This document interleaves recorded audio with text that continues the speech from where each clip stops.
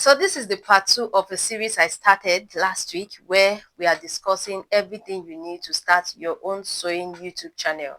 So on this series, the first video, I talked about all the tools you need, the basic things you need to know and the things you need to do to start, right? And I also talked about the things the tools you do not need. Maybe those are the things that have been keeping you stuck or keeping you like that, making you feel like I don't have all it takes right now to create this YouTube channel. If you've not seen the video, I'm going to put the link to the video in the description box. I'm also going to just put it somewhere around here. So do well to watch the video so you know how to start. So the goal of this series is to break down everything in details, because I explained that when I started or when I wanted to start, I didn't get a lot of information about this. So a lot of things were coming from trial and error. So I got to know what's working, what didn't work for my channel. So I'm saving you that trial and error, all those heartbreak and time and everything. So with this series, you just know exactly what to do, pitfalls to avoid and know, and so that your success can come in quickly. Now let's get into today's video.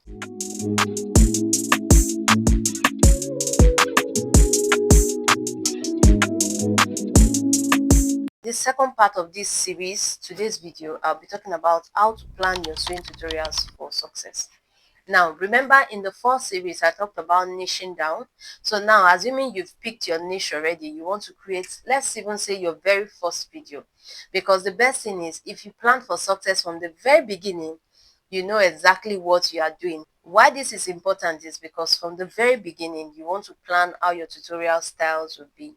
It does two things for you. Number one, it takes away a whole lot of fatigue thinking about what do I want to do today? How should I go about this tutorial? If you already have it planned, every time you want to create videos, you know exactly what to do, this step to the next step. You just know step by step how to go about it. Also, when your target audience or when your viewers, when your subscribers come to watch your videos, they get used to your style, they know you. So whenever they are looking for videos to watch and they come to you every time, they know what to expect from you because you've taken out time to plan it. So this is one thing nobody told me. And I'm giving it to you for free. Tell me thank you by subscribing to the channel, leaving a beautiful comment for me, yeah, and turn on your bell notification to just say thank you. Thank you. Let's break everything down in details. I'm going to give you a template that worked for me. In fact, this template, at first when I did it, I didn't even know it was going to make sense, and this contributed immensely to the success I had, or I still have, because this video is still doing well, to the success I have on this video. If you can see, more than 57K views on this video. Now let's break this template down. It works all the time. Let's break it down. The first thing on this template is introduction to the project. Always share what you want to do. If you have a screenshot of the end result of the project you are working on. So if you have a screenshot of it, or you have a mock-up picture, a mock-up photo of that thing, the end result of it, put it on, make it first, use it to introduce that project you are working on. Why is that? When they see the end result of that thing, they see the end result, they are kind of attracted, like, okay, I want this style, I want to create this style. Oh, I would love to see how this person made this style, especially if it's already a trending style that the person is looking for tutorials on how to make that style, and they are saying you are showing the end product on the very beginning. They are likely to watch through because they want to see how you created it so that they can achieve the same result. So either use the picture of what you've done already or a mock-up picture from the internet to show the project. That way, if they like it, if it's something they are really interested in, they want to watch that video to the end to see how you achieved it exactly. How to make this beautiful boo agbada. Yeah, the boo with this agbada style at the shoulders. After doing that, introduce the materials you are using to make that style. So talk about the tools you want to use. Sometimes in my video, I talked about the amount of fabric I'm using for the project. I talked about the tools, the ruler, like the chalk, everything I'll need. So I was introducing all the tools I was using. I was talking about the fabric and everything. So you might want to introduce that, talk about the fabric, the tools, talk about how many yards. That is something that will really give you success, because people want to know exactly what they need to go and get from the market.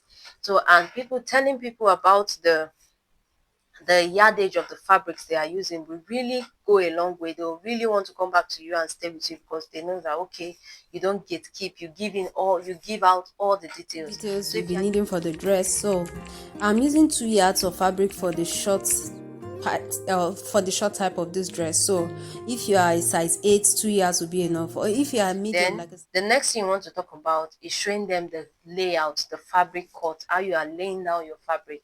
And this is why I always prefer this style of creating my sewing tutorial, because it shows exactly how the fabrics are when they are laid down. It shows the whole layout, the fabric layout, the cotton. When you are using this style, you hardly miss out on a detail, because they are seeing all the details, so they can easily implement what it is you are showing them. Unlike creating from the side, they might not understand some certain things, or creating from the other way. So for me, the over the top layout, or the over the top shot, is my preferred method of shooting tutorials, because I feel it's more detailed and it's more engaging. It's kind of puts the viewers attention to that thing you are showing them. They get to see it, they are understanding everything, and they are going to watch your video to the end, because it's very detailed for them to see everything you are doing, and they will follow through. After showing them how you cut the fabric, you want to show them how you sew.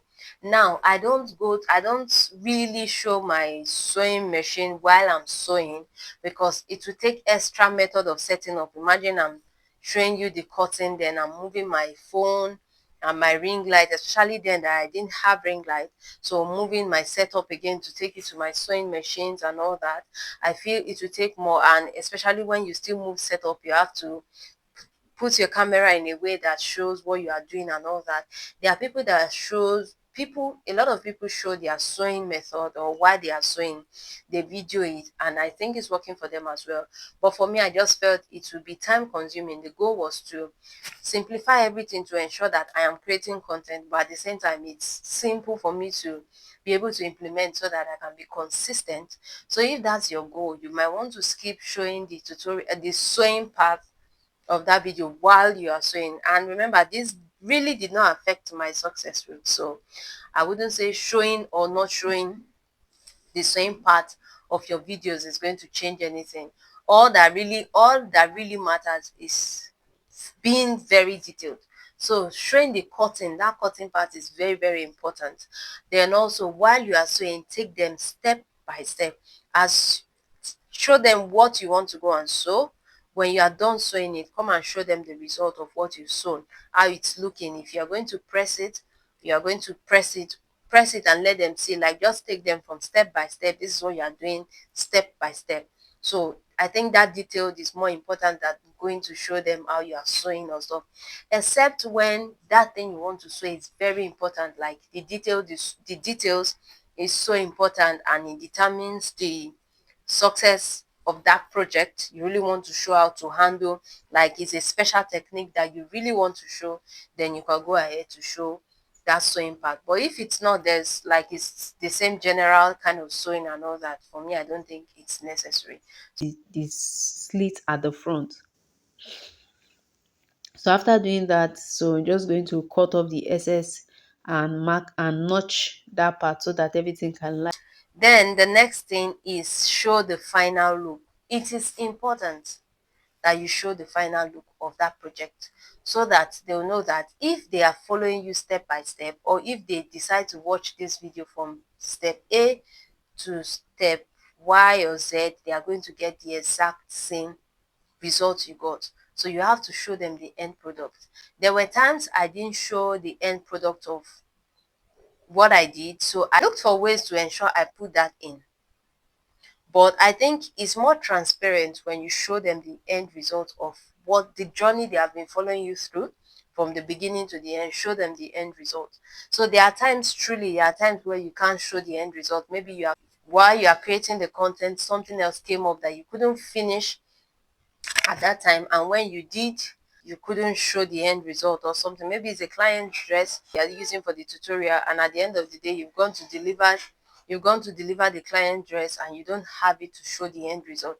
explain, ensure you put something to just explain that, okay, the thing came out and everything. Just look for something, or that maybe you can just come up with, you can show a mock-up picture, so just ensure you make them understand what they are going to get at the end of the day, right? So, but the best thing is always showing the end result, because that way they know that, okay, if I follow this step all through, I'm going to get this same result. So it's better that way. Number 6, I'll say keep your videos not too long, not too short. So as much as possible, it can be under 15 minutes or 15 minutes max. My current video that is still doing so well, my viral video, was just 30 minutes video, and it went so well. But at the same time, I wouldn't say that you have to, because you want to because you want to make your video not too long, that you now cut out important details. So for me, I would say, so long as the video is detailed, is not there are no unnecessary things, the video is detailed, and you want to really show the step by step, so just show as much details as possible, but at the same time, do not make it too long that it gets so tiring and they are frustrated and they are like, okay, no, I'm no longer watching. So keep it below 15 minutes, it's okay, but again, don't compromise on showing the details. Ensure you show it all the details, and now, like when I'm saying details, important details, please. So ensure you show the important details and take out unnecessary informations or unnecessary details that will not add to the success of the video. And the bonus tip for today is for you to decide from the very beginning if you want to if you want to use voiceover for your videos, or you want to talk as you are creating your videos. For me, I chose to go with voiceovers because where I was at that time was quite noisy. So I felt like, okay, just showing the details of everything I was doing, then at the end of the day, I'll just go ahead to use voiceover. And also I chose voiceover because I felt teaching the video while creating it might be too long. So that was why I really decided to go ahead with using voiceovers. But you, if you feel, or if you are more comfortable, you feel you'll be more detailed, like teaching it while recording, then go ahead with doing that. So you can record your teaching, like record your voice while you are recording the video at the same time, showing them step by step. Or you can decide to just record all the videos, even while you're just talking in between. You can go, any voice is allowed and stuff like that. But at the end of the day, while editing, you just take out all the voice and use your voiceover.